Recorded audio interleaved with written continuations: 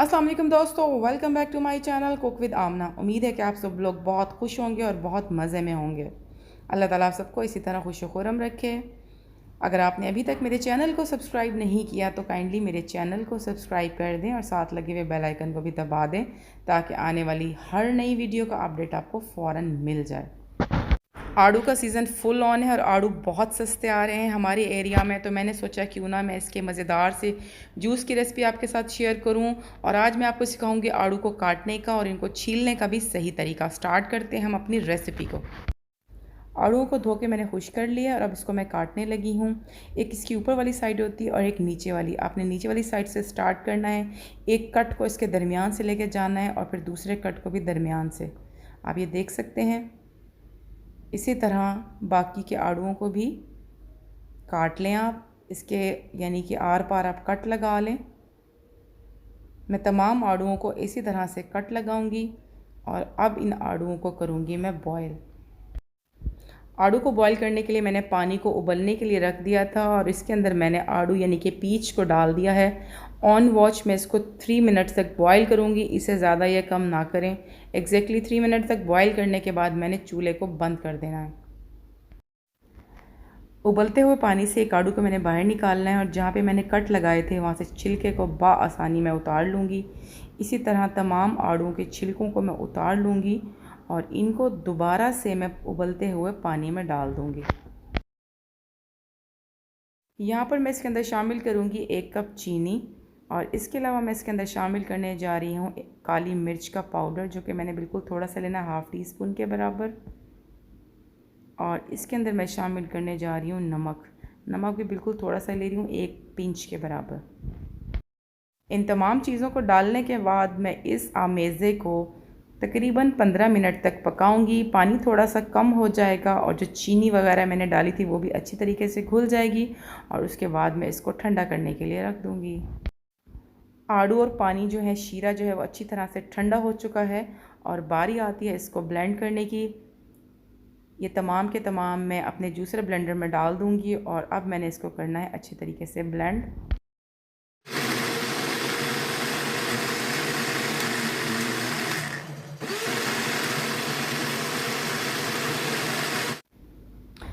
Blending complete हो गई है और अब मैं इसको छानने लगी हूँ। इसको छानना बहुत ज़रूरी है। इसके अंदर थोड़े से ऐसे पार्टिकल रह जाते हैं जो अगर मुंह में बाद में आए जूस के साथ तो वो अच्छे नहीं लगते, तो बेहतर है कि हम इसको लाजमी तौर पर छान लें। बस इसको मैं थोड़ा थोड़ा करके छानूंगी और छानने के बाद शामिल करूंगी इसके अंदर अपना नेक्स्ट इंग्रेडिएंट। देखें जनाब, मैंने जूस को अच्छी तरह से छान लिया है और ये जो है वो छन्नी में बचा है, इसको मैं डिस्कार्ड कर दूंगी। हमारे पास जो है आड़ू का जूस वो रेडी हो चुका है और अब इसको मैं सर्व करती हूँ। जी जनाब, ग्लास में सबसे पहले मैं डालूँगी थोड़ी सी बर्फ़ और बर्फ़ ऐड करने के बाद जो जूस मैंने तैयार किया था उसको डाल दूँगी और जूस को डालने के बाद इसके अंदर मैं शामिल करूँगी 7 अप। 7 अप जो है वो मैंने 1/4 ली है, यानी कि 3 जो पोर्शंस हैं वो जूस की और सिर्फ एक पोर्शन मैं ले रही हूँ 7 अप का। अगर आप 7 अप अवॉइड करना चाह रहे हैं तो आप बेशक ना डालें और आप इसको एज़ इट इज़ सर्व कर दें। ये बहुत मज़ेदार बना है। जब आप इस रेसिपी को ट्राई करेंगे तो आपको मेरी ये रेसिपी बहुत अच्छी लगेगी। अगर आपको रेसिपी अच्छी लगे तो रेसिपी को लाइक और शेयर कर दीजिएगा और मेरे चैनल कुक विद आमना को सब्सक्राइब कर दें और साथ लगे हुए बेल आइकन को भी दबा दें। अब मैं आपके साथ शेयर करूंगी आड़ू को काटने का सही तरीका। लास्ट वीडियो में मैंने आपको बताया था कि इसको अच्छा हम पील कैसे कर सकते हैं और इसके अंदर मैं इसको आपको काटने का तरीका बताऊंगी। जब मैं इसको पील कर रही थी तो मैंने इसकी बैक साइड ली थी। अब मैं इसके ऊपर वाले पोर्शन पे कट लगाऊंगी और उस कट को ले जाके मैंने इसको जहाँ से स्टार्ट किया था वहीं तक ले जाऊँगी, जैसा कि आप वीडियो में देख सकते हैं। और उसके बाद दोनों हाथों में लेके मैं इसको करूँगी ट्विस्ट, बिल्कुल इस तरह से। और देखें जी, ये 2 पोर्शंस अलग अलग हो गए हैं और इसके बाद जो पोर्शन मेरे हाथ में है उस पर अगेन मैं कट लगाऊंगी और अगेन कट लगा के मैं फिर से एक बार ट्विस्ट करूंगी।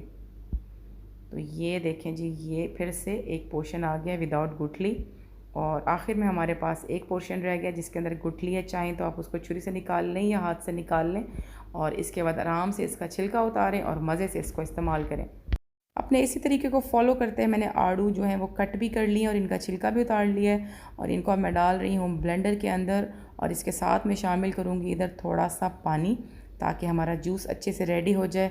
थिकनेस का ख्याल आपने ख़ुद रखना है, जितना थिक आपको चाहिए आप उतना ही पानी इस्तेमाल कर सकते हैं। पहले सिर्फ़ और सिर्फ आपने पानी डालना है और इसको अच्छे से ब्लेंड होने देना है 3 से 4 मिनट। उसके बाद चलते हैं अपने नेक्स्ट स्टेप की तरफ। पानी के साथ आड़ूओं को मैंने अच्छी तरह से ब्लेंड कर लिया। अब इसके अंदर मैं शामिल करने जा रही हूँ चीनी 1 कप के बराबर, और चीनी डालने के बाद मैं दोबारा से थोड़ा सा इसको ब्लेंड करूँगी। चीनी डालने के बाद दोबारा से मैंने ब्लेंडर ऑन कर दिया है और मैं इसको ब्लेंड कर रही हूँ ताकि ये अच्छी तरह से ब्लेंड हो जाए, यकजान हो जाए चीनी के साथ। और उसके बाद मैं इसके अंदर शामिल करने जा रही हूँ नमक। नमक हस्बे ज़ायका है, अगर आप नमक नहीं डालना चाहते तो बेशक ना डालें। और बिल्कुल थोड़ी सी काली मिर्च ज़्यादा नहीं डालनी वरना थोड़ा सा कड़वा सा टेस्ट आता है। और अगेन मैं थोड़ा सा ब्लेंड करूँगी और बस हमारा जूस हो गया है बिल्कुल तैयार। और अब इसको मैं निकालूँगी अपने ग्लास में। फ्रेश पीच का जूस बिल्कुल तैयार हो गया है। ग्लास में मैं बर्फ़ डाल रही हूँ और इसके अंदर मैं डालूँगी जूस को।